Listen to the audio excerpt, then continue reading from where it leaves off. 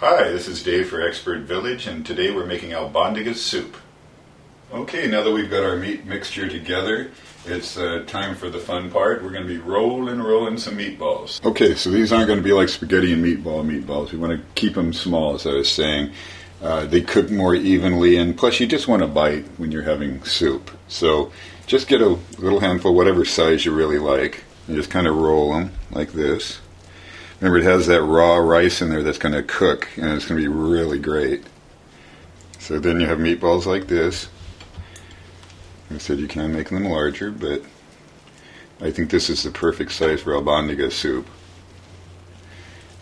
to go with all the other ingredients in it.